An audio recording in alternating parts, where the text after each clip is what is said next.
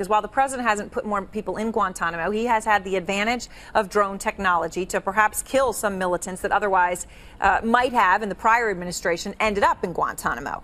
And the president did talk about drone strikes. I just want to play a little clip of what he said and then ask you about it. Here he is. For the record, I do not believe it would be constitutional for the government to target and kill any U.S. citizen with a drone or with a shotgun without due process. Nor should any president deploy armed drones over U.S. soil. All right, Seth, but he also defended the decision to kill an American, Anwar al-Awlaki, with a drone without due process. This all doesn't add up.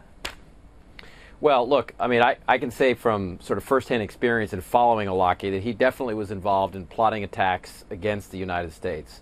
So, I mean, in this case, there was somebody involved in plotting that was directly involved in the plot to take down an airliner that was landing in Detroit in 2009. Right. Now, does that make him legally justifiable to kill him in Yemen? That's a very, very difficult question. But I will say this, that he was definitely involved in targeting and involved in terrorist attacks in the U.S. So I think this did save lives in the end. Right. And that, of course, is that's the tough thing here. And there is no easy answer. I mean, we know it. The president knows it. But the polling, I wanted to ask each of you this before we go.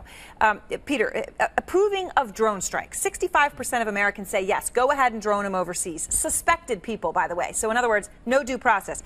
41% say go ahead and drone an American citizen abroad who's suspected of terrorism. Only 13% say drone a U.S. citizen suspected of terrorism on U.S. soil. See, what I don't understand is that 41 and 13, those numbers should be the same. Okay, all the difference is geography. Right. No, well, the citizenship, too. Right. I mean, I think there's, so that's an important thing. I mean, the president didn't get into the moral side of this. I'm not a lawyer, so I can't, go into wax eloquent here about those sort of things. But I think what American people are fundamentally concerned is the security of American people, security of American interests overseas, and our servicemen servicing overseas. So if this saves a lot of lives, I think they're okay with that. But of course, it does complicate the question when you talk about American citizens. But an American citizen who is a terrorist or part of Al-Qaeda is in a different category for me personally.